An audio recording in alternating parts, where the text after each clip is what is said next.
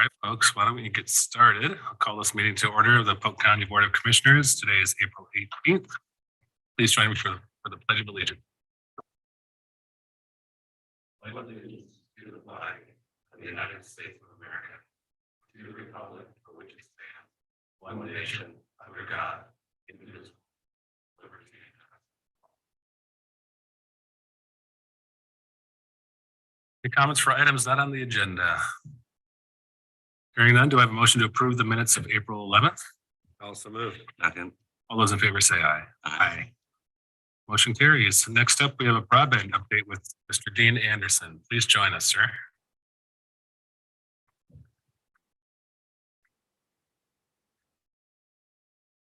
Did they get handed? Perfect. I found a typo on it. So what big surprise there. Thank you for having me. Commissioners, I'm just going to walk through real quickly the broadband projects. Most of you get a very shorthand version of this every month. We meet with our two contractors, Minet and Alerica, who go through their monthly progress, and I summarize that for you folks. And so if there's questions on that, just be a good time to get questions now. Basically, we've got 4 projects. We did a small needs study with Minet in Falls City. That was completed a number of months ago. There's been no change for months on that particular project, and I'll talk more about that in just a minute. Polk Corner is a Minet fiber project. That project's wrapping up. All mainline fiber is complete. In fact, we'll be getting the final bills for that project within the month. It includes lines that go to Rickreall and down to and ends down at the fairgrounds to the south. Minet is proceeding with house and facility installations. 15 installations have been completed so far. And they share their marketing efforts with us. Our goal is to make sure that it's there. Whether people want to use that service or not is up to them. Minet's project for South Dallas, which is basically covering the rural area between Dallas and Falls City, with Kings Valley Highway being the eastern boundary. That project is starting phase 1 this month with an extension of the line outside of Dallas going from the city to Falls City Highway. Pardon me, it's not going to Falls City, it's going to the highway. That's the phase 1 steps. Part of this project is also, that's been delayed, that we've been made aware of, is that down in Bridlewood, and if you see Bridlewood, there's a bunch of cabinets down there. They're putting another cabinet in, and that's going to support the extension south. Parts of that cabinet have been backordered. Minet does have a plan, so when they get close to lighting that fiber up, if they need to, they're going to use internal parts and replace them and backfill them in. So they're in good shape with that particular project. I'm excited that they're starting it. Alerica fixed wireless, 2 poles are complete and providing service. The additional 2 poles are 90% complete. They do have 1 pole that is about 80% complete. That's the one on James Howe, and that's been delayed by weather. They just got caught, and putting in a big pole and running up the hill is just not going to happen when the ground is the way it is. And so I just notified Alerica that we're understanding of that. We discussed it at our last monthly meeting. And so that's going to be dependent on the weather. The other 2 poles are waiting on power installation from utility. Once that's done, it'll go in. They've initially installed over 50 customers in the project area to date.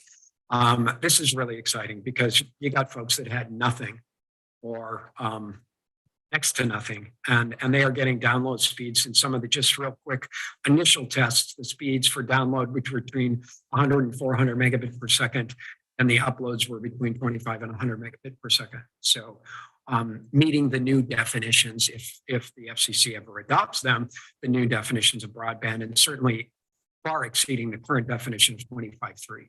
So pretty cool. Questions on those projects? Quick question on the Minet Cloud Corner. You said we have 15 installs. Do you know what the penetration goal is or estimate is for Minet? Yeah, it's in the original. I think there are 300 residents up there. But I can go back and check and email that to you. I think in the Elyrica project area, I'll send an update to all of you on that. As far as how many households are impacted. And I've had discussions with PJ at Minnet that there are, when these type of projects happen, and Minnet has experience, given the installation process they did in Dallas, that their competitors offer lots of really cool deals if you sign a 3-year contract or a 2-year contract or whatever, and try to get that in place with customers before that happens. So, my look at it is that we can't control that side of it.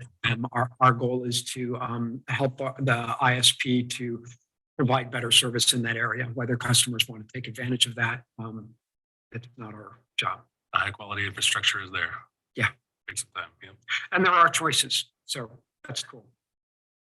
Well, Larry can be going back around to the old towers.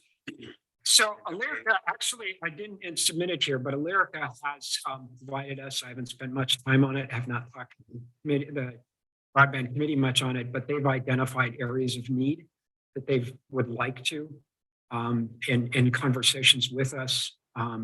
They're pretty committed to upgrading the network across the county. It does mean more towers. The high speed, you're talking I think in our original project that we did a few years ago, I think, what do we have, 6 towers countywide? Yeah, somewhere around 6 countywide. This is a tower every 5 miles. Yeah, so a lot more dense. So how they do that and where they go, and I think I'll discuss that with just future projects and priorities. We want to support them, but we also want to make sure that we have commitments on making this. And as far as commitment goes, one of the things that was good about Elyrica is they expanded the project beyond what our original funding was, and they're putting a pole up on, what's the mountain? Pisgah. Thank you. I'm like, that can't be the right name, but yeah. So I'm just south of your town. They put another one in that will have another, it's using a technology that is a much higher speed. And that's going to give them better backhaul and better penetration. So yeah, they are committed. Other questions on the 4 active projects? I did not do the tour. Craig, do you want to go? You guys went and toured a couple sites. Any comments there? Other than we have pictures and press release, and it's all very professional, and that group runs at high spirit, and they have terrific reachable goals. They did have an issue with one of the property owners. They couldn't get rock into an area going up one of their roads. It was an individual that had appealed the decision to put the tower in that. It was an adjacent property owner. My understanding from Scott, that's being resolved. In the break in the weather, they got some more rock in. From what Scott tells me, the individual was going to be spreading that rock himself. So if there's issues there, please let me know. We are aware of it. We're in communication with Scott on that particular aspect of the project. And I'm just shocked that those guys are able to do what they're doing given the weather we've had. It's been a tough spring and winter. Other related projects then, we did hire, had a small project with a company called CASA. They do independent speed tests. They did some independent speed testing in Fall City and rural West Salem for us. In my view, it was a great project. It verified the speeds in Fall City meet or exceed federal broadband requirements and exceed most rural Polk County speeds. And it's good to see that, because that's a great follow-up to the Fall City study. Because the Fall City study then said, this is how much it's going to cost. And then we can say, well, what is it really comparing when you compare it to the rest of the county? So it was, it didn't find any or bad news. They also did a few sites in West Salem. As a result of that, they did go through the FCC challenge process, and I'll discuss that in a second. But in my view, the results were similar to what our survey found. If you're in West Salem and you get outside of city limits, there's no fiber and there's lots of hills. Depending on where you are relative to the hills, you're not going to get service, or you're going to get service that's from fixed wireless. And that does identify an area of need. It verifies what we knew. And that helps give us information going forward. The FCC over the last several months has gone into their broadband mapping effort. They published their broadband maps. Those are host-specific maps. They are accessible, and I've sent you guys the links on that a few months back. They have two challenge processes. One is what they call the location challenge. I went through and identified using the data from that Eric got me from 911 and found places where the FCC contractor ComQuest didn't identify a house. And most of them were anything that any subdivision really or new residential areas that got added within the last few years weren't on their map. And we found about 600 households. And so I submitted those. I did get an email back just last week saying that, and they have a process when you do it that they accept your challenge. That doesn't mean they're going to do anything about it. So that goes in their bucket. It gets passed to ComQuest, who are the folks that are doing the actual mapping, location mapping for them. And that goes in their bucket, and they'll be going through our list. So again, FCC has notified us. It gets tough. I made decisions, for example, if a house, based on the aerial photos that I have, which are about a year old, it looks like there's going to be a house, but it's bare ground, I put a spot there.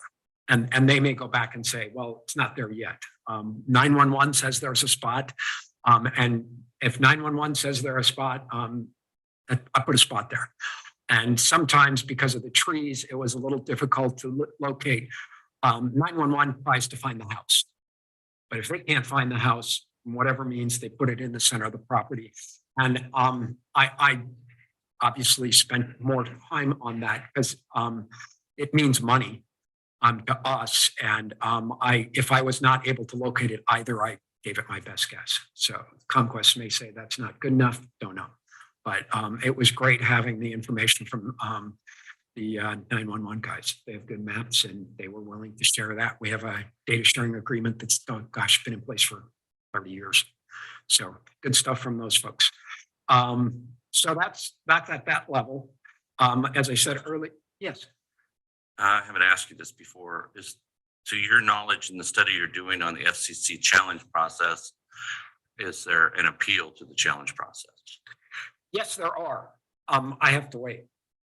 So there's an appeal process. So, and that, just in case ComQuest just ignores us. yes, I have data. And in fact, we signed a license with ComQuest. We spent a little bit of money and we actually get their data and can use it for our own purposes. And it's gearing up to do a more in-depth study, provided we get more funding from the state. And in that idea is, yeah, it gets weird because the locations could come in March or they could come in June. And then once they're there, then the ISPs have 3 months to say what kind of service they can or cannot provide. And it's kind of rigged because all those decisions are going to be made by FCC, well, not by FCC, by their sister organization, about who gets the money and how much money we get. But they did come out 3-4 months ago and said, if there's no house, there's no money. So at that point, that was their carrot to say, look, update the locations because people were pretty slow on doing it. So again, I think we're in good shape there. The challenge process, and it gets into what you described with the appeal. I did elect not, and in discussion with the committee, we elected not to go after the lack of service. So there's two challenges. You can say this site doesn't have service. There's 9 reasons why a site doesn't have service. We drove out there and can prove that there's nothing there. the household can request that the vendor installs it. And if they can prove the vendor won't come out within 10 days, they can. But speed is not a challenge. It's only if they refuse to do what they need to do. And that really involves the individual household. And it's not something we can do in bulk. And I just can't figure out how. And I'm not sure, because basically the vendor can come back and say, yeah, we took care of it. And then we've got to wait 3 to 6 months and say, no, they didn't take care of it. And you start the cycle again, which is pretty intensive as far as labor. You think we have a lot of households below those FCC standards? Well, I think that gets me, I'm going to skip legislation. It gets me down to the broadband office and funding. So the broadband office is got a funding source that they've been slowly working through the rules process called BTAP, which is the Broadband Technical Assistance Program grants. And those are for local communities. They are not for the ISPs, so they're for nonprofits, whoever, to work with the ISPs to develop plans. So my goal is we've collected all this information, we have all the licenses in place.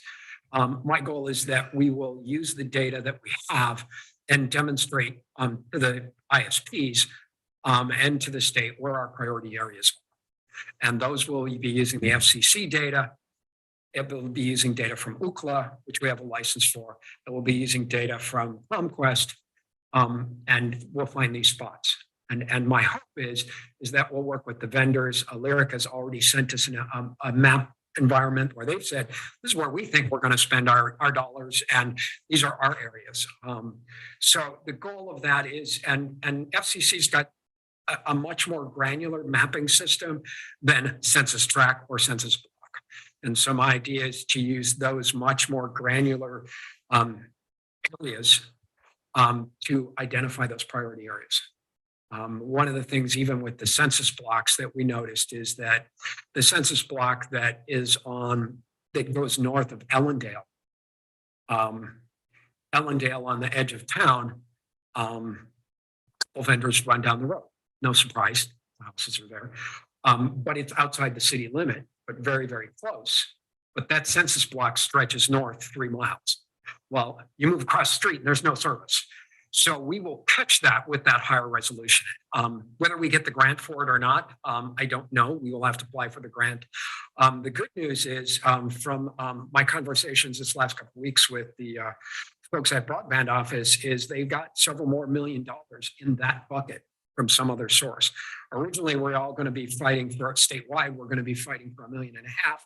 Looks like that's gone up by several million. So that, of course, caused it to go back to the rulemaking process. I'm hoping they're going to get their rulemaking process done, and we can complete and start applying. And I've got things in pretty good shape for doing that. It will involve identifying those priority areas, reconvening our broadband ISP group, a couple open house meetings with them, saying, what do you folks want to do? And then we can then identify our areas. One of the things in the legislation hasn't been finished yet, and is that you get more points if you have a relationship with a local government. And so in that particular environment, my hope is that we'll be able to provide them resources. And legislation is legislation. They're doing what they're doing. So. As far as additional funding, and I apologize for the little bit lengthier bit on that, we did have a request from Faster Internet. I described what Faster Internet is. Faster Internet's a group that is trying to have folks do tests, speed tests. And the idea is that, and they got some money, so like ARPA money or something, Craig, I'm not sure, a while back, a couple of years ago. And they've got this that they've been working with the local economic development organizations, and they would like to expand and continue that operation. They had sent me an email last week saying, we want to go to the broadband office for more money. And I said, well, we're not going to write you a letter if we don't know what you are going to do with it. They sent me an executive summary, which I shared with you. I'm going to send them an email and say, look, I need a budget. I need deliverables. I feel uncomfortable. But that's a question for you folks. My feeling is that for us to, as a county, to support an outside organization getting funds, we need to know how much and we need to know specifically what they're going to do.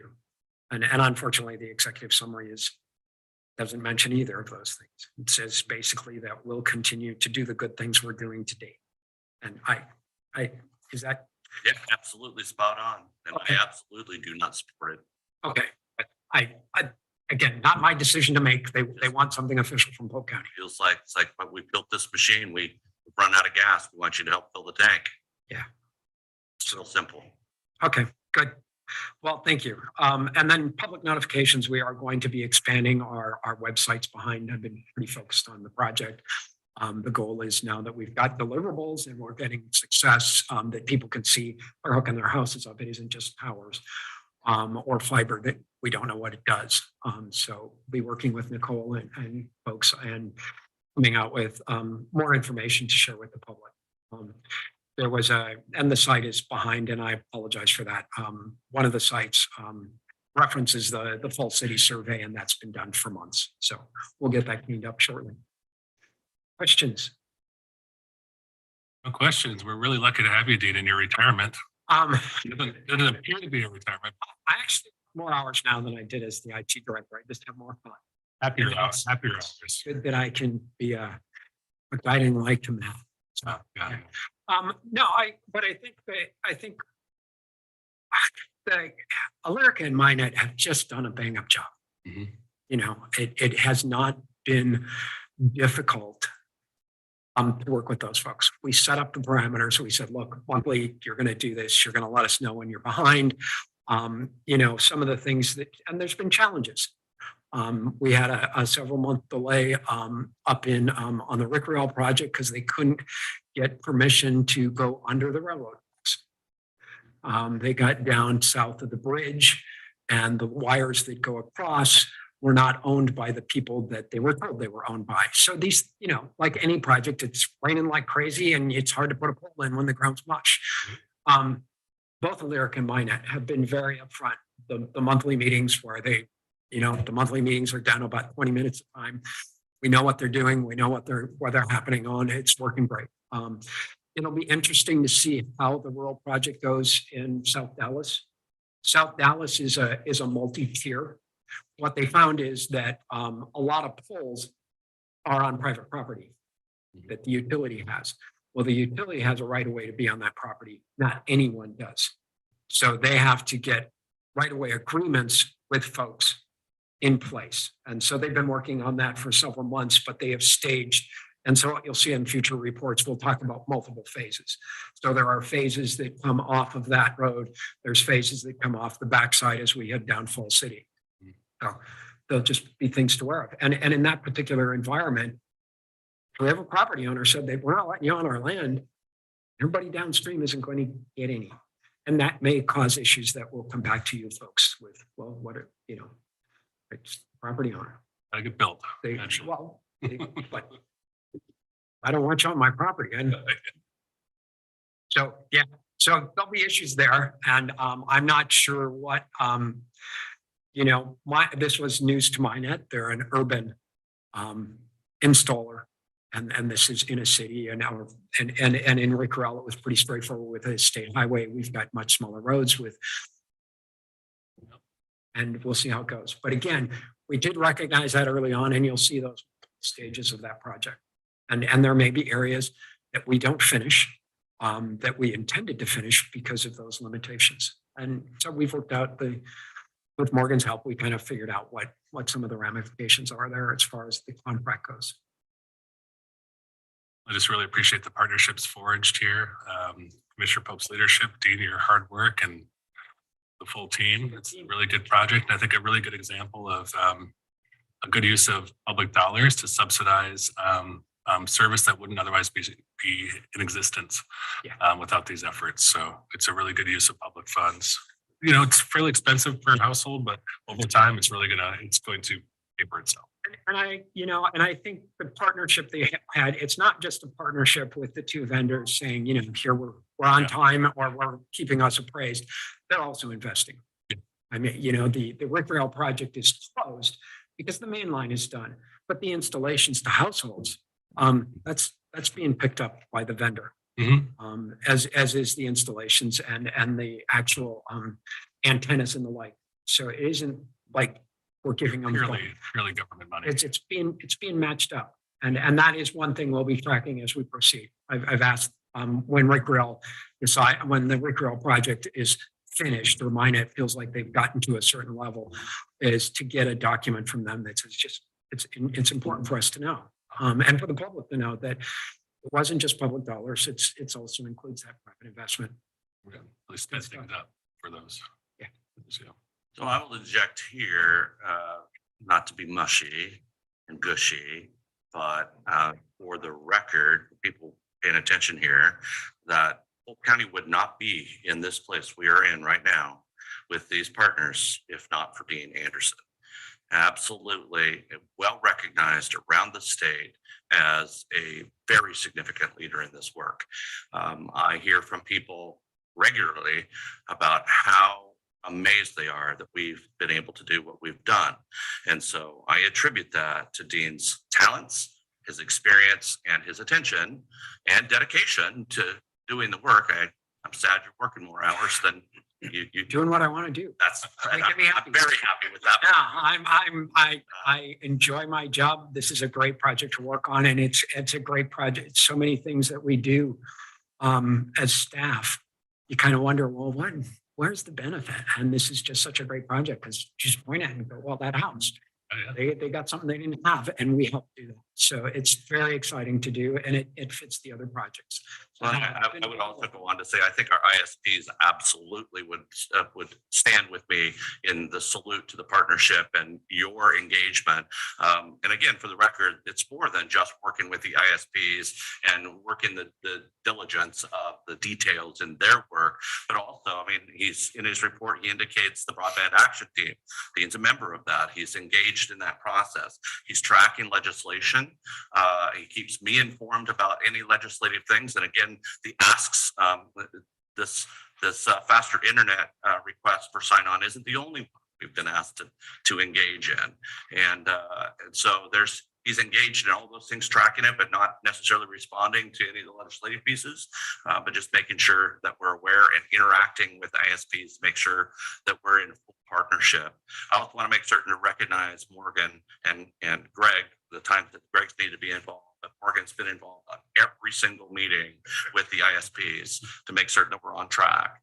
And so I think it's important to note that, again, there's a fairly large team here doing the work, but down into the daily or the weekly minutia, it's these two gentlemen that are really the most focused on making certain that we're getting what we need. So thank you both, all of you. Well, and it doesn't happen without you guys doing this, without your support. So it's a good project. Just makes me happy. We're just fortunate that we're in this extraordinary place to have your talent. Because it is widely recognized. It's good to do in your retirement, huh? Thank you so much, Dean. Appreciate it. We just have to get him running the broadband office. After he's done with it. Now you get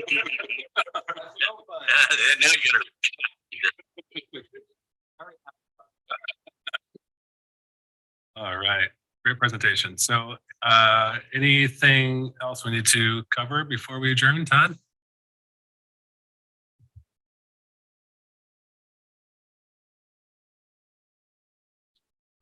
Morning. Just wanted to update you on bids that we received for striping the county road system. As you may be aware, we're doing things a little bit different this year. And we put out bids for contract striping. Just see if there's a better way of doing this.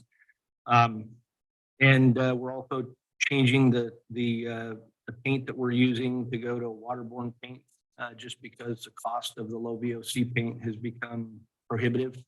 think they're trying to price people out of the use of that. And the other part of it is we received an arts grant for signage and striping project.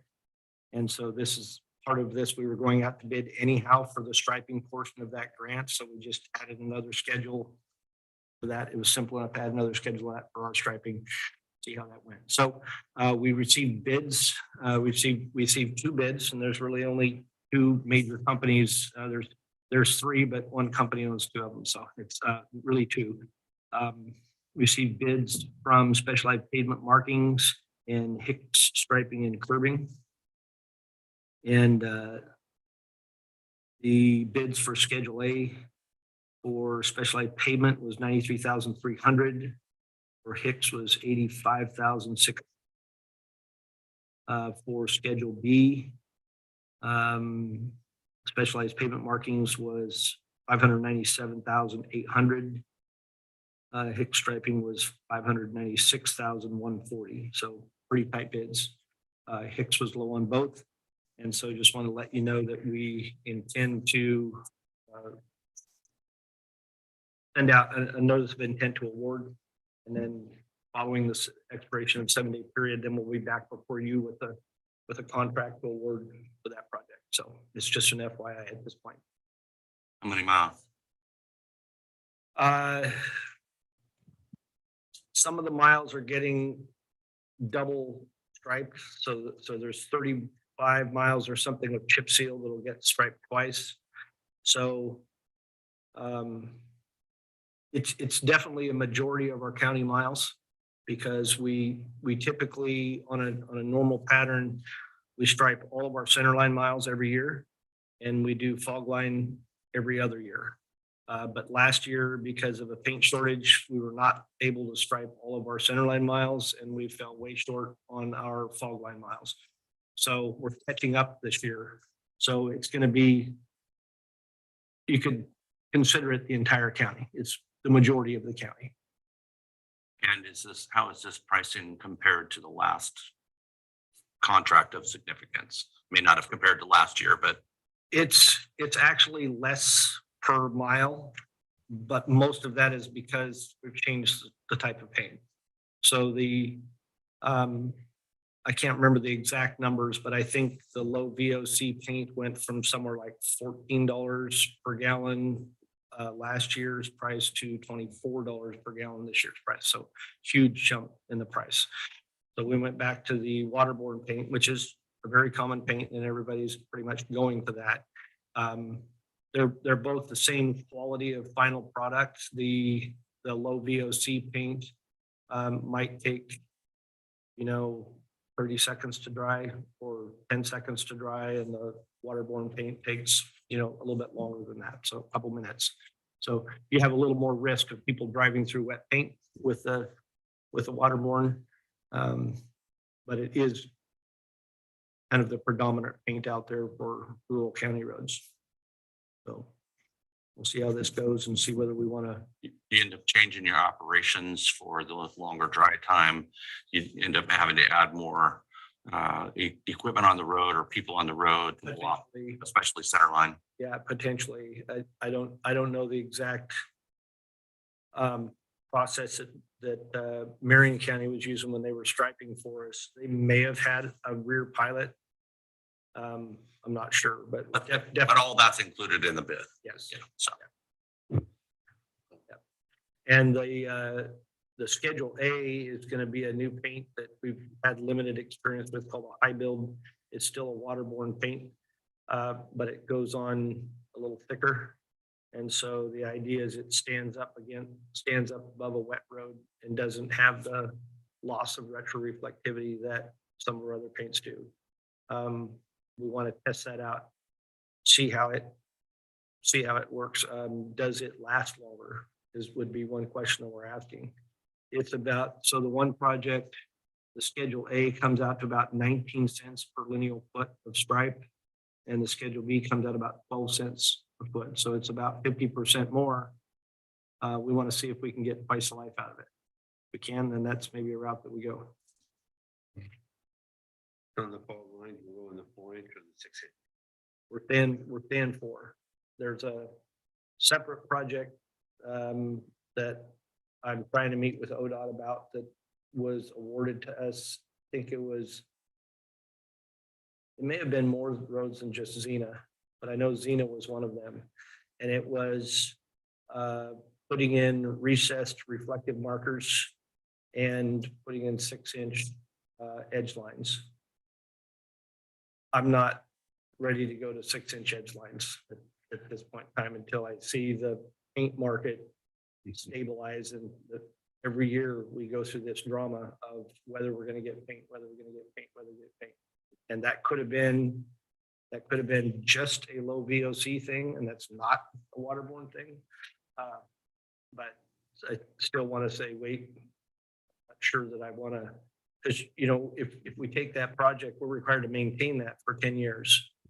And if I'm going to have a shortage of paint, that's going to be hard for me to do. So just want to say, hey, time out. Do we really want to do this?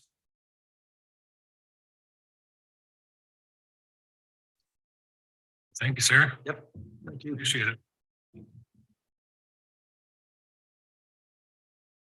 Anything else we want to take care of before we? On? All right, good meeting. With that, we'll adjourn at 9:36.